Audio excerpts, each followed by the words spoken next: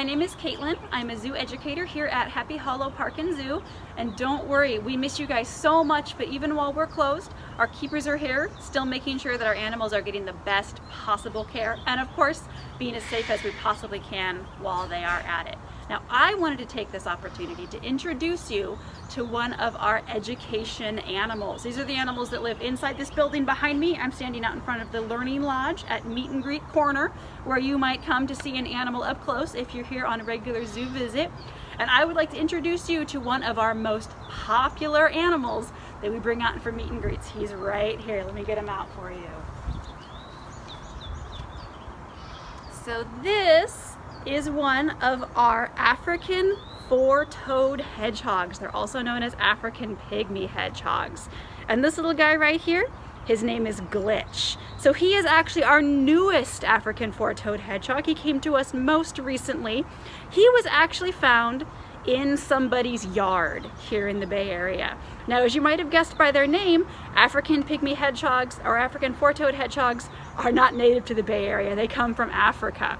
So what probably happened is somebody had a pet hedgehog that escaped. But we're actually not allowed to have these guys as pets in California, which is why he was rehomed to us here at the zoo as opposed to adopted out. Now, the reason we're not allowed to have them as pets has to do with what they eat. Anyone out there have a guess?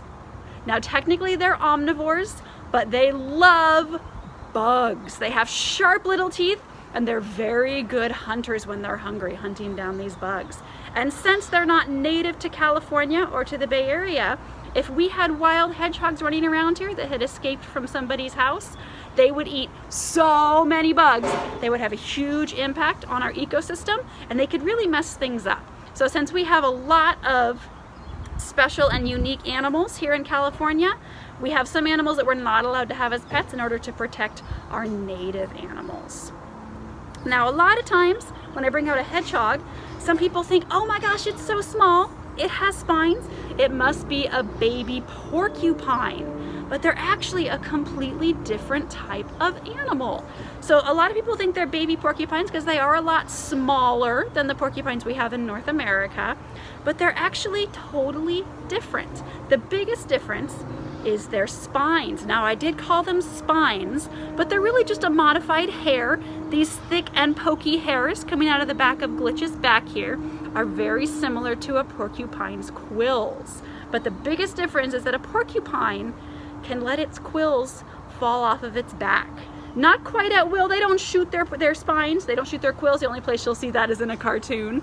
But they do come off very easily. So that is, if a porcupine is being attacked by something, it can basically run backwards into it, get those spines stuck, get those quills stuck into the predator's body, and they'll come right out into its nose or into its face. Now, Glitch here has a slightly different strategy with his spines. If he was attacked by a predator, his spines don't come out of his body. They're meant to stay put. They kind of feel like toothpicks, and they're pretty sturdy.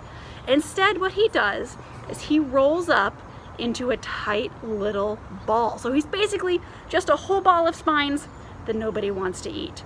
The reason he has to roll up into a ball is because his face here and his tummy, if you can get a little look there, don't have any spines on them. His face and his tummy just have this very soft fur. So that's the part of his body that he has to protect the most. Now, he only rolls up in a ball if he's nervous, and I don't want to make him do that on purpose to show you guys. But I do have a photo here. If a hedgehog rolls up in a ball, it looks a lot like that. You can barely see their face. Okay. Now, with all of these sharp spines on his back, you might be wondering, how is a hedgehog born? Can a mom hedgehog give birth to something that is so sharp and spiny like this? And the answer is yes, of course she can. Hedgehogs are mammals, so they do give live birth. But when they're first born, their spines are not fully hardened yet. Their spines are soft and kind of flexible so that they don't hurt so much. And here's what a newborn baby hedgehog looks like. You can see those thin little spines. They're not quite solidified yet. They're nice and flexible, so mom can take care of them.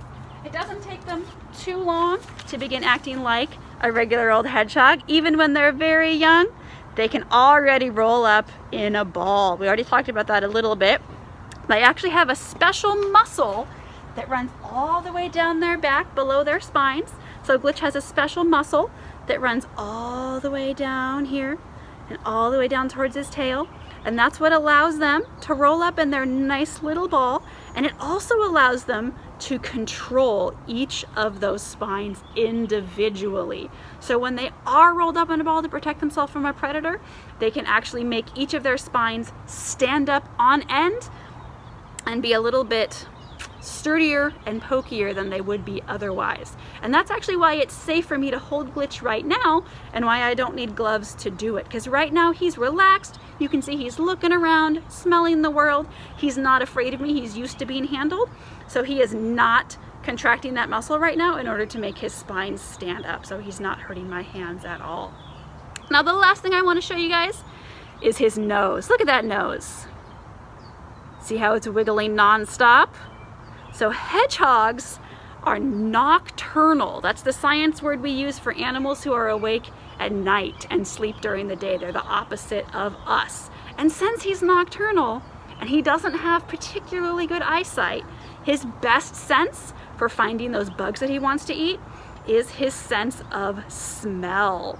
So even during the day, that little nose is always going, smelling for something interesting or something dangerous to keep him either well fed or safe and away from predators.